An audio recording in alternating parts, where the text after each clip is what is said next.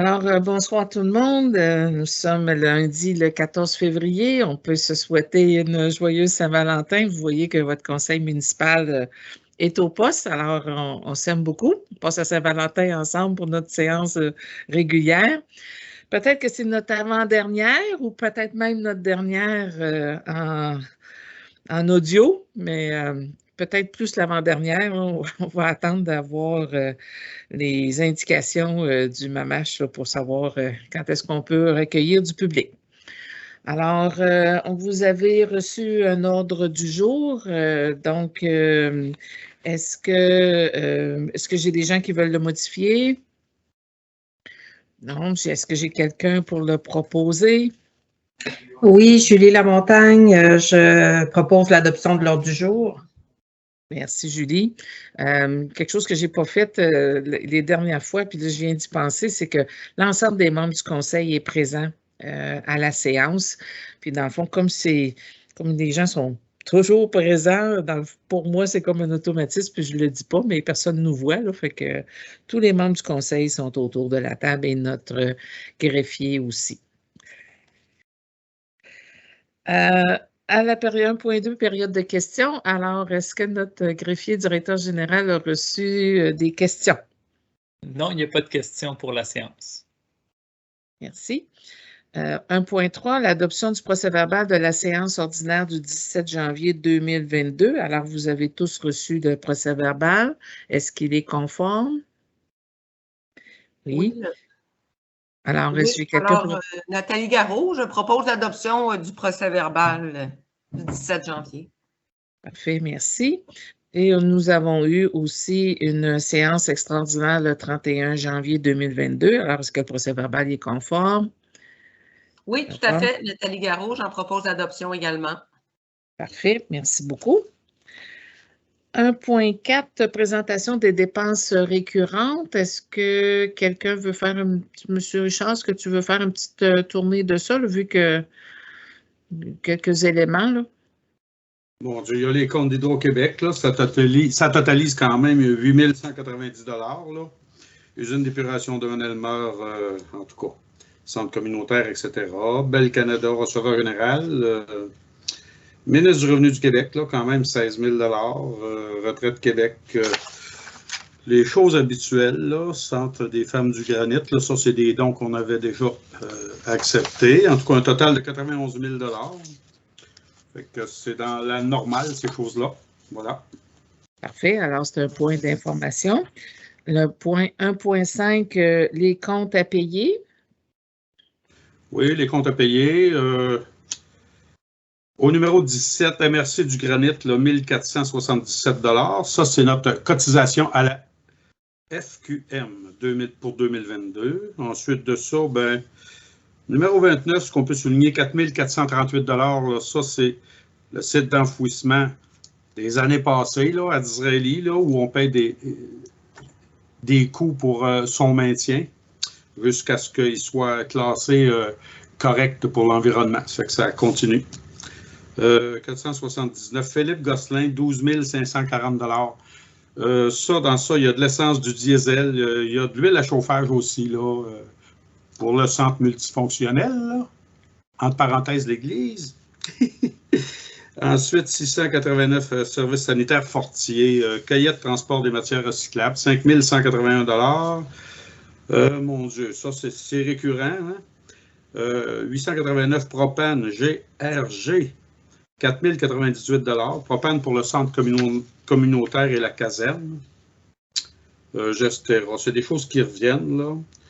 Il y a aussi à 1638, le dernier, là, La Forêt Nova Aqua Inc., 2 759 $. Ben ça s'incorporera dans la tech, là, puis d'un projet de recherche d'eau potable là, pour le village.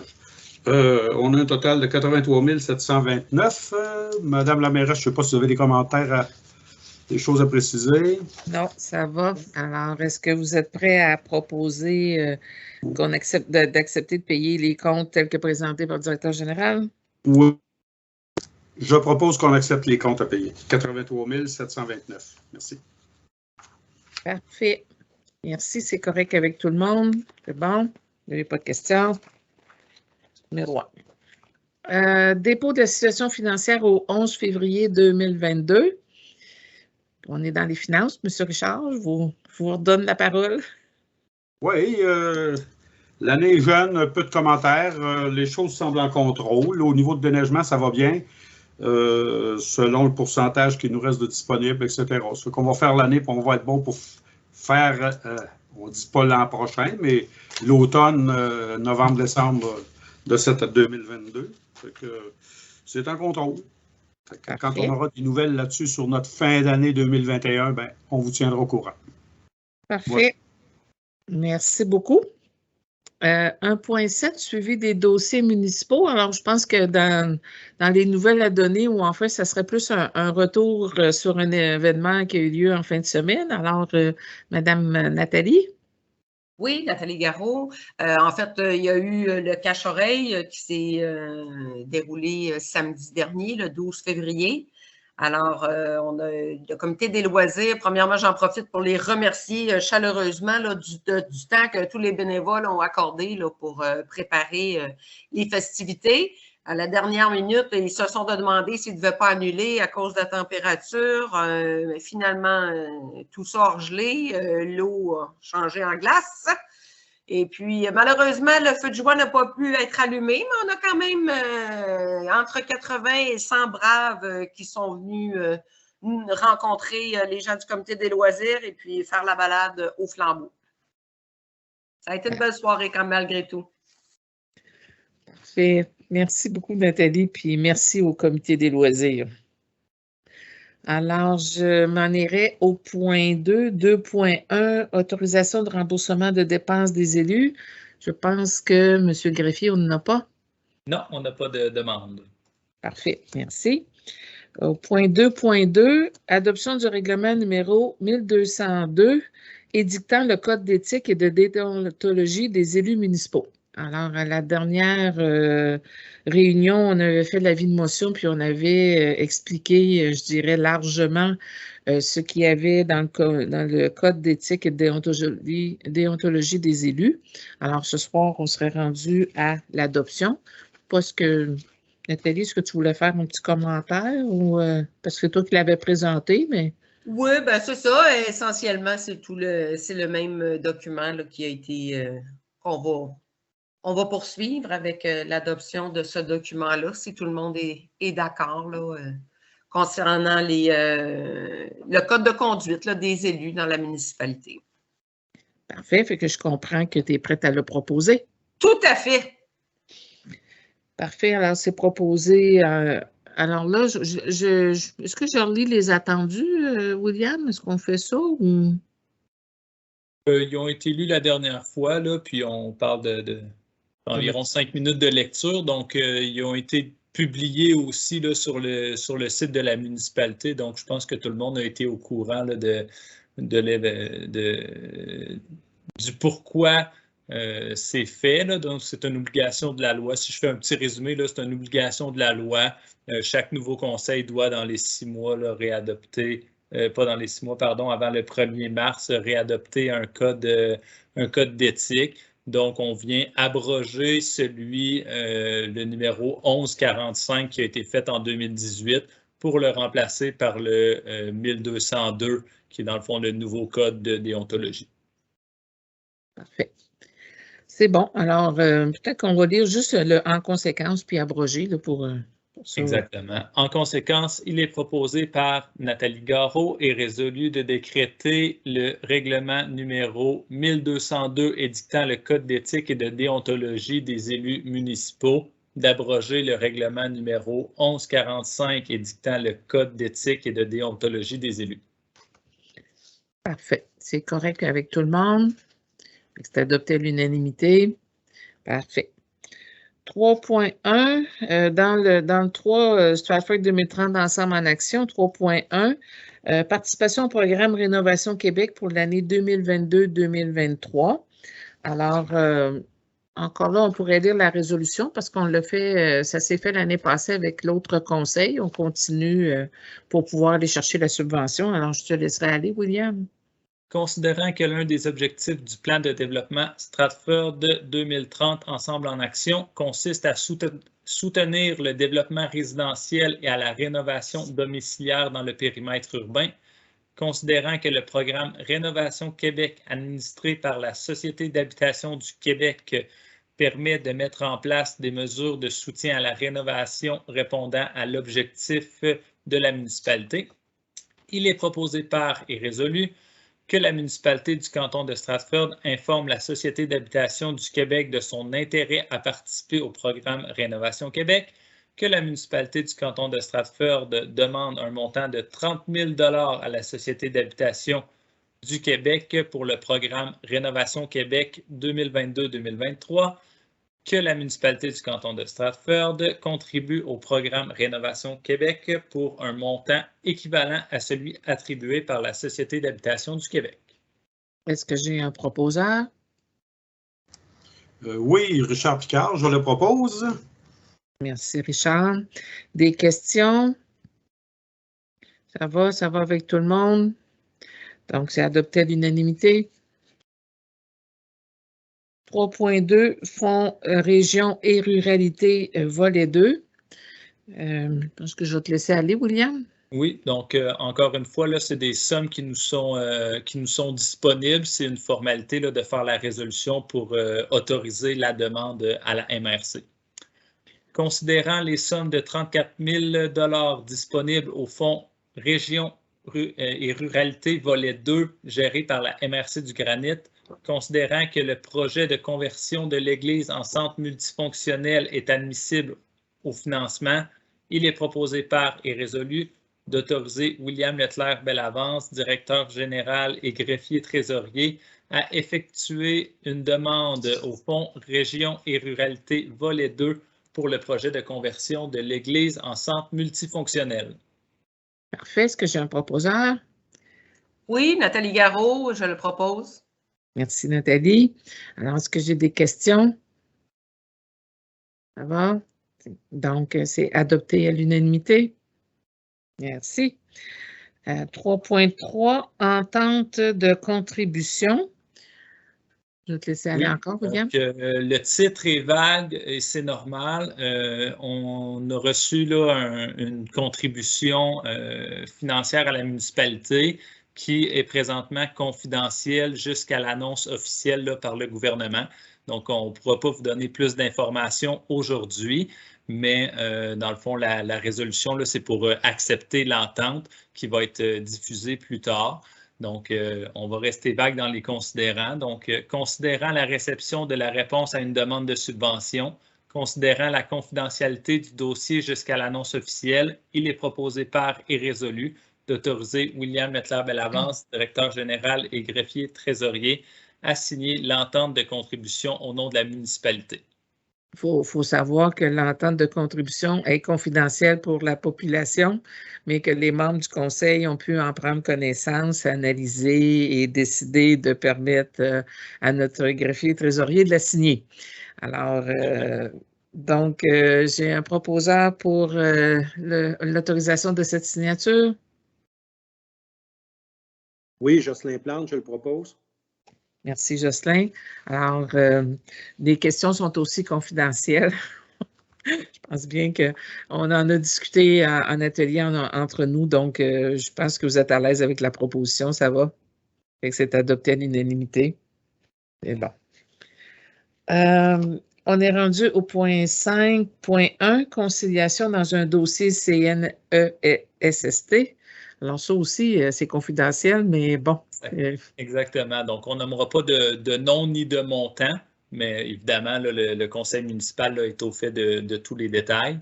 Donc, considérant la décision de la CNESST dans un dossier d'un membre du personnel de la municipalité, considérant la contestation de cette décision par l'employé, considérant la discussion entre l'employeur et l'employé en vue d'un règlement hors cours, considérant la confidentialité du dossier, il est proposé par et résolu d'autoriser William Leclerc-Bellavance, directeur général et greffier trésorier, à signer l'entente de conciliation au nom de la municipalité. Est-ce que j'ai un proposeur? Oui, Julie Lamontagne, j'en fais la proposition. Merci, Julie. Alors, ça va, on en a discuté, c'est clair. Alors, je vous remercie, fait que c'est adopté à l'unanimité. 6.1, suivi de relocalisation du bureau de poste. On a-tu changé de place, là, ou bien si? Non, c'est le même endroit. Donc, au dernier conseil, là, on vous annonçait que les travaux étaient en cours. Vous avez reçu également là, une correspondance mentionnant que l'ouverture allait avoir lieu le 28 février. Donc, pas février, janvier, pardon. Donc, c'est effectivement là, ce qui a été fait. Donc, depuis la fin janvier, là, le bureau de poste se trouve à l'arrière du bureau municipal. On y a installé aussi là, une nouveauté, les casiers postaux. Donc, il y a des casiers pour l'ensemble de la population du village là, qui n'y avait pas accès auparavant.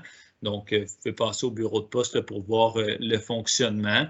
Ce qu'on peut vous dire pour l'instant, c'est qu'on regarde à mettre en place un moyen pour que les heures d'ouverture des casiers postaux soient plus grands que celles du bureau municipal.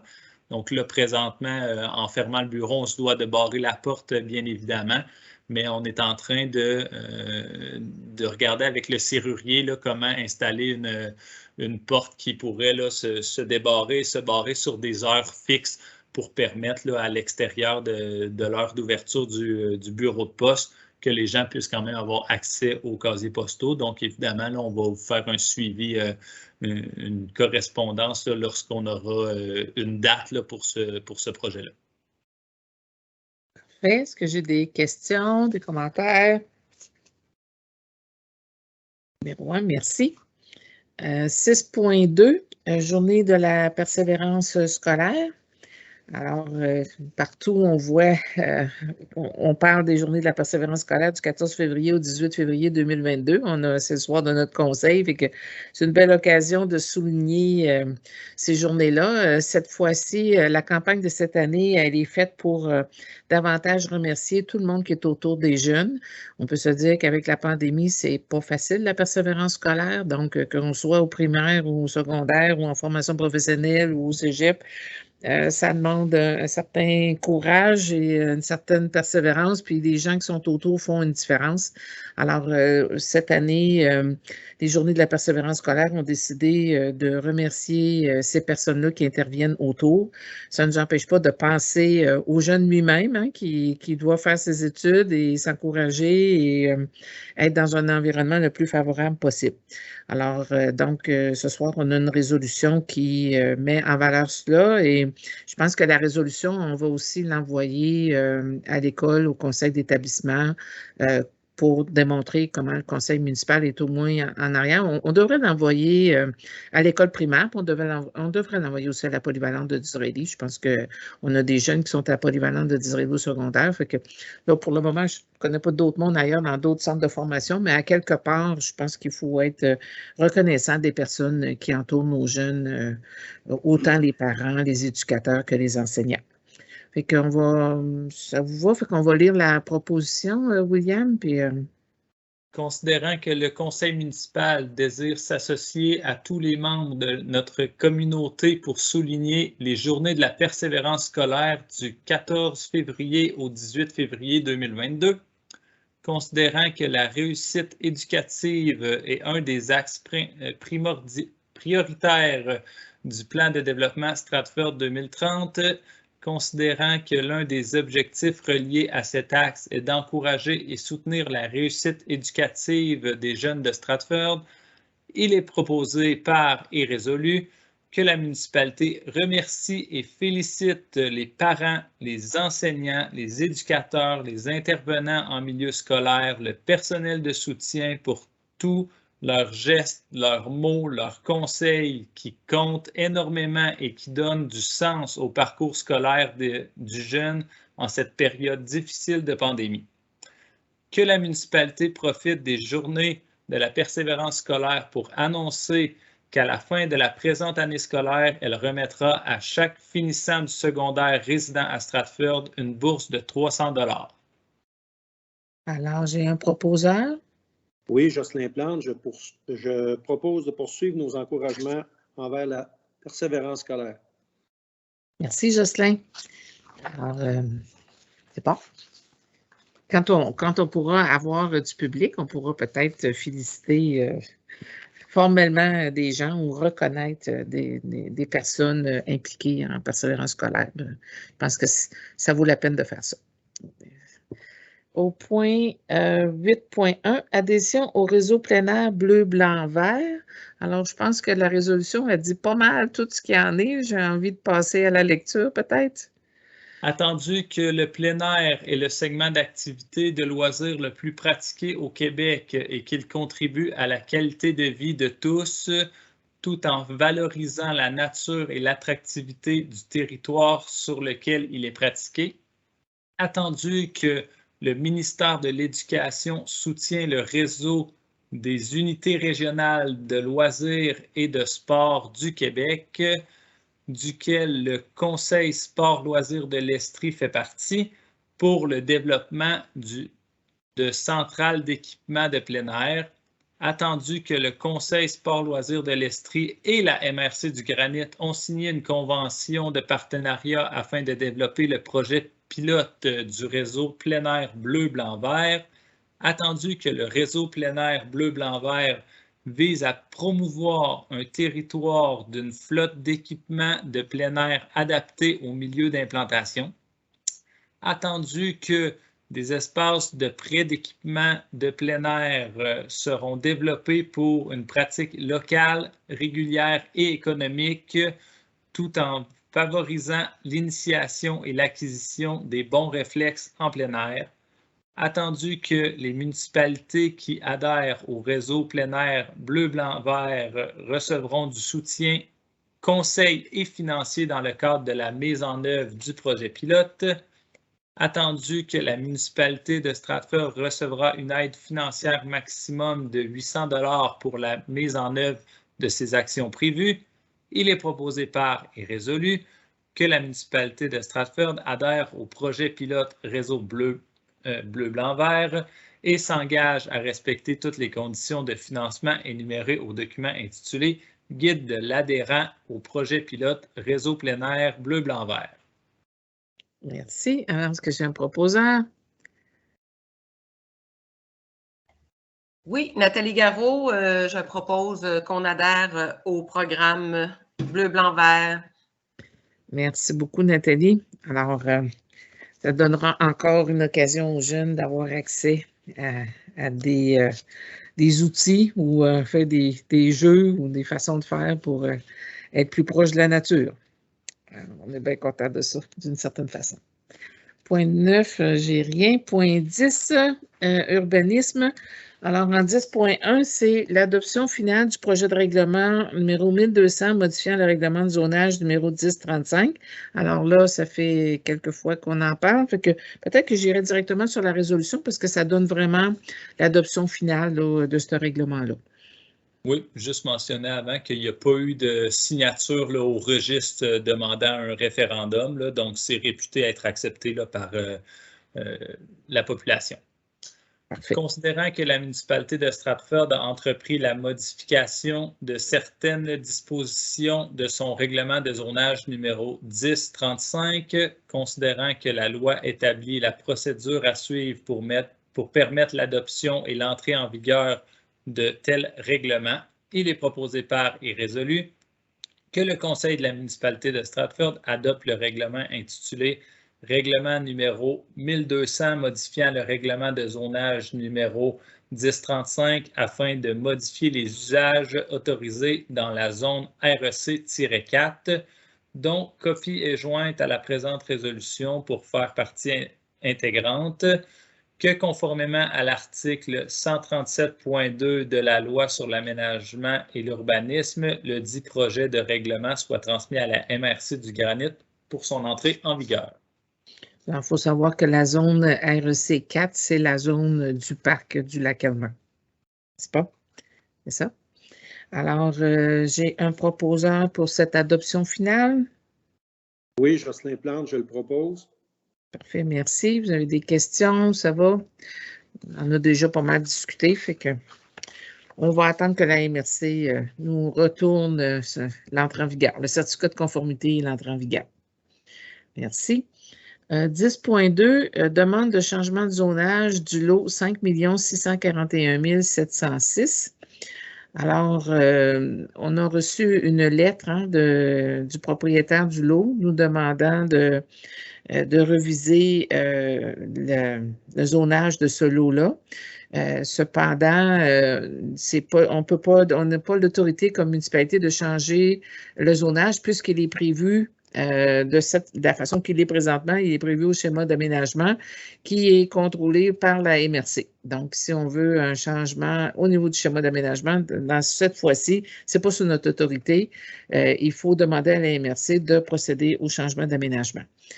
Vous allez voir aussi tout au long que, à quelque part, le promoteur avait déjà demandé un changement. On avait déjà demandé un changement on avait fermé la zone. On n'avait pas changé le mode de zone. On avait gardé la même zone, mais on l'avait refaire une zone dans la zone, si vous voulez, pour lui permettre de continuer à utiliser l'usage de son terrain pour faire une gravière sablière. Alors, c'était déjà ça l'usage. Il était autorisé par droit acquis. Voulant agrandir l'exploitation de ça. Il avait déjà demandé un projet de règlement pour être capable de faire ça. Ce projet de règlement-là a été discuté en consultation publique, a reçu beaucoup d'interventions qui démontrait que c'était pas vraiment une bonne idée de faire ça, que ça faisait du bruit, de la poussière, que ça circulait à côté de la zone de village, même dans la zone de villégiature, dans le chemin. Donc, c'était pas idéal pour les voisins. Donc, le promoteur, à ce moment-là, avec la municipalité, avait retiré sa demande de zonage pour être capable d'agrandir sa carrière. Et là, nous revient, il nous demande de dire, pouvez-vous faire changer ça pour que ce soit vraiment une zone de villégiature? Alors, compte tenu qu'on n'a pas cette autorité-là, c'est ça qu'on va demander. Mais c'est vraiment, cette zone-là est vraiment à un terrain de la zone de villégiature. On sait que ce n'est pas facile au niveau, parce que la MRC, là, ça ne sera pas elle non plus. Là, on va être obligé d'aller demander aux différents ministères de se prononcer sur cette demande de changement de schéma d'aménagement de la MRC du Granit. Mais on essaie de défendre cette position-là parce qu'on pense que c'est mieux pour tout le voisinage d'être capable d'accéder à cette demande-là de zone de villégiature. Fait que la résolution a été écrite en ce sens-là. On peut y aller. Considérant que le lot 5 641 706 apparaît au plan d'urbanisme et au règlement de zonage de la municipalité comme situé dans la zone RU-3, soit une zone rurale, considérant qu'Excavation Gagnon et Frères Inc., actuel propriétaire du lot, détient un droit d'exploitation d'une carrière à proximité de la zone de villégiature, considérant que le lot a déjà fait l'objet d'un projet de règlement numéro 1177 permettant de créer la zone RU-13 avec le lot 5 641 706 afin de permettre l'augmentation de l'exploitation de l'actuelle carrière sablière-gravière, considérant que lors de la consultation publique sur le projet de règlement numéro 1177,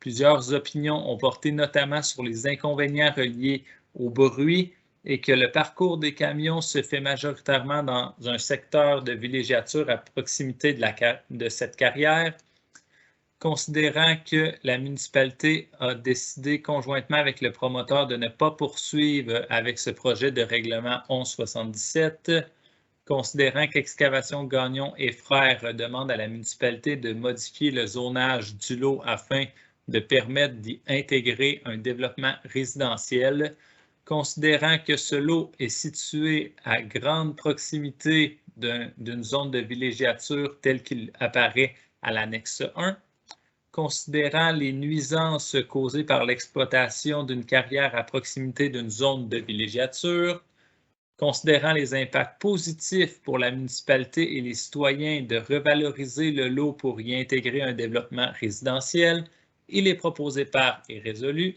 de modifier le règlement de zonage et le plan d'urbanisme de la municipalité afin de transformer le lot 5 641 706 en zone de villégiature, d'effectuer les démarches nécessaires auprès de la MRC du Granit afin de modifier le schéma d'aménagement à cet effet. Alors, est-ce que j'ai un proposeur? Oui, ça s'en vient, là, mon micro, excusez. Oui, André Terrien, je le propose. Merci, André. Alors, c'est clair pour tout le monde. On a votre accord pour cette résolution-là. C'est une résolution adoptée à l'unanimité. 10.3, un avis... Oui.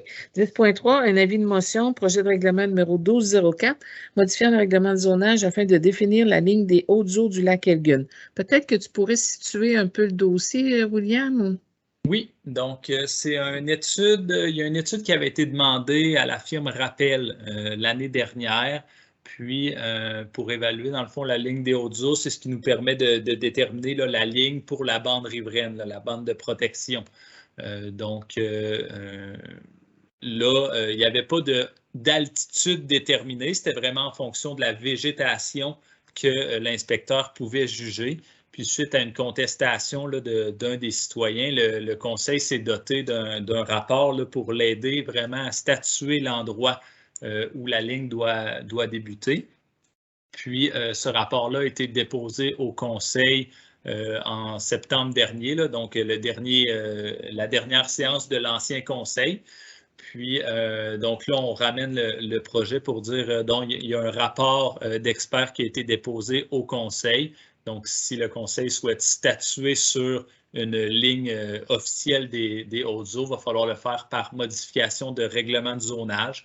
Donc, aujourd'hui, ce qui est présenté, c'est un avis de motion pour un projet de règlement numéro 1204 modifiant le règlement de zonage afin de définir la ligne des hautes eaux du lac Elgin. Donc, on retrouve dans ce projet de règlement-là la cote des hautes eaux qui est fixée à, s'il y a quelqu'un qui l'a de proche, non, je vais l'ouvrir, là, mais c'est 171, je crois.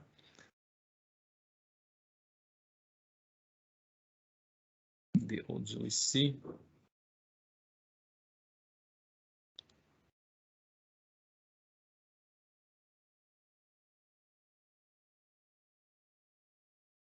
Donc, à 271,65 mètres d'altitude, ce serait l'altitude qui est donnée pour la ligne des hautes eaux au lac Elgin. Parfait. Est-ce que j'ai quelqu'un pour l'avis de motion? Oui, Julie Lamontagne, je donne avis de motion. Parfait. Merci beaucoup. Merci, William. Explication très claire. 10.4, dérogation mineure, lot 5 643 381 sur le chemin Elmer. Encore là, je pense qu'on pourrait lire la résolution, on ne serait pas pire, mais tu peux mettre le contexte si tu veux, il n'y a pas de problème. Oui, je vais lire la résolution, puis s'il manque quelque chose, on en reparlera. Donc, considérant la résolution 2021-08-28 acceptant la dérogation mineure du lot 5 643 381 sur le chemin Elmer, considérant que la vente d'une lisière du terrain en question qui traversait un cours d'eau, considérant que cette modification ne rend pas le terrain plus dérogatoire, considérant que la superficie du terrain modifié est de 4000 m², il est proposé par et résolu d'accepter la demande de dérogation mineure du lot 5 643 381 sur le chemin Elmer tel que modifié.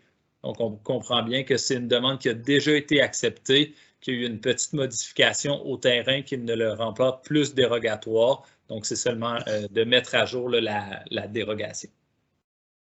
Parfait. Est-ce que j'ai un proposeur? Oui, Richard Picard, je le propose. Merci. Ça va? J'ai pas de questions. Correct. Alors, c'est adopté à l'unanimité. En point 10.5, demande de subvention pour les activités de protection du lac Elgin. En fait, peut-être on va avoir, ça va être ça pour les 3 prochains points. Il faut voir qu'à chaque année, au budget, la municipalité réserve un montant pour, en fond, soutenir des activités des associations pour la protection des lacs. Donc, c'est une façon pour le conseil d'encourager les actions. La base de ça, c'est que généralement, les gens, ils mettent une lettre, ils donnent leur bilan financier ou leur prévision budgétaire et ils nous indiquent un peu leur plan de match par rapport à la protection des lacs. Donc, c'est ce qui vaut là, pour les 3 prochaines résolutions. Alors, on a 3 associations qui ont fait leur demande. On commence avec la première, la demande de subvention pour les activités de protection du lac Elgin, Association pour la protection du lac Elgin. Alors, la résolution.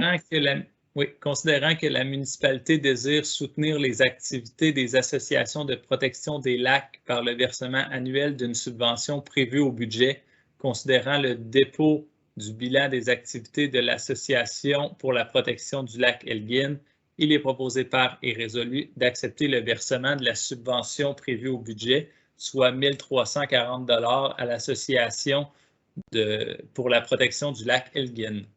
Parfait. Est-ce que j'ai un proposeur? Oui, André Terrien, je le propose. Merci, André. Est-ce que ça va? Bon, c'est adopté à l'unanimité. 10.6, la demande de subvention pour les activités de protection du lac Elmer, Association des résidents du lac Elmer. Oui, donc c'est la même résolution en changeant le nom de l'association. Donc, il est proposé par et résolu d'accepter le versement de la subvention prévue au budget, soit 2 430 $ à l'Association des résidents du lac Elmer. Alors, j'ai un proposeur. Bien sûr, Jean Tifo, siège numéro 1, je le propose. Merci, Jean. C'est bon. Alors, ça vous va tout le monde? On n'a pas de... C'est bon, c'est adopté à l'unanimité. 10.7, demande de subvention pour les activités de protection du lac de la Héronnière, Association des berges du lac de la Héronnière. Donc, même chose, il est proposé par et résolu d'accepter le versement de la subvention prévue au budget, soit 120 $ à l'Association des berges du lac de la Héronnière. C'est juste pour ne pas faire de saut, c'est juste parce qu'il y a beaucoup moins de monde dans cette association-là. C'est ce qui fait que le montant est si peu élevé, c'est que ce n'est pas tout le lac de la Héronnière, c'est juste un petit bout du lac. Alors, est-ce que j'ai un proposeur pour cette résolution-là? Oui, Julie Lamontagne, j'en fais la proposition. Merci, Julie. Alors, ça va. C'est adopté à l'unanimité. C'est bon. On serait rendu au point 11.1, suivi de la situation COVID-19. Oui, donc il y a eu des annonces du gouvernement dernièrement, entre autres sur le télétravail obligatoire qui, si ça ne change pas, là, devrait prendre fin là, autour du 28 février. Donc, on n'a pas encore reçu la confirmation officielle là, du ministère là, pour qu'est-ce qui s'applique à la municipalité directement. Mais normalement, règle générale, on suit un peu là, le télétravail obligatoire. Là, fait que normalement, on devrait s'attendre à recevoir prochainement des indications pour dire qu'à partir du 28, là, le bureau pourrait réouvrir. Donc, évidemment, là, on va vous tenir au courant là, quand on va avoir la date officielle. Parfait. Et du même coup, on aura peut-être de l'information sur la possibilité d'avoir des citoyens avec passeport vaccinal ou sans passeport vaccinal, parce que là, c'est encore en cause. Il n'y a pas si longtemps, il disait qu'on pouvait avoir des citoyens, mais on aurait une obligation de passeport vaccinal, mais je ne sais pas si ça va tenir, parce qu'il y a beaucoup de discussions à ce niveau-là aussi. Fait que faut vraiment attendre des signaux écrits pour être capable de faire ça selon les règles. On est à 11.2, nomination au comité de coordination des mesures d'urgence. Alors, je laisse aller. Oui, donc c'est juste une mise à jour des membres du comité. Donc, considérant que le plan des mesures d'urgence prévoit la nomination d'un comité de coordination des mesures d'urgence pour en assurer sa mise en œuvre, considérant que la mairesse et le maire suppléant sont de facto sur le comité, considérant la nécessité d'actualiser la nomination des membres de ce comité à la suite des élections municipales de novembre dernier, il est proposé par et résolu de nommer les membres suivants au comité de coordination des mesures d'urgence. Donc, au poste de coordonnateur, William Leclerc-Bellavance, coordonnateur adjoint, Christian Vachon, service de sécurité incendie, Benoît Boisvert, comme substitut, Stéphane Laroche, sécurité des personnes, Maxime Gladu, comme substitut, Martin Paquette, aux travaux publics, Éric Côté, comme substitut, Jérôme Breton, aux communications, on a Isabelle Couture et comme substitut, Sylvie Veilleux. Au service aux sinistrés, on a Clémence Marcotte et comme substitut, Daniel Ruel. Et au service administration, on a Sophie Maheu et comme substitut, Nathalie Bolduc. C'est parfait. J'ai un proposeur. Oui, Jocelyn Plante, je le propose. Parfait, merci. Ça va pour tout le monde? Parfait. Au point 12, affaires diverses. Je crois qu'on n'a pas d'affaires diverses. La liste de correspondance au point 13, Non pas plus. de correspondance non plus. Au point 14, période de questions, il n'y en est pas arrivé pendant notre réunion. Non. Merci. Au point 15, le certificat de disponibilité. Je confirme la disponibilité des fonds. Merci. Et au point 16, la levée de l'Assemblée. Alors, si j'ai quelqu'un pour la proposer. Oui, Nathalie Garot, je le propose. Merci, j'étais en retard sur le microphone. C'est pas grave. Merci, Nathalie. Alors, je pense que ça fait le tour de notre rencontre, notre réunion ordinaire ce soir.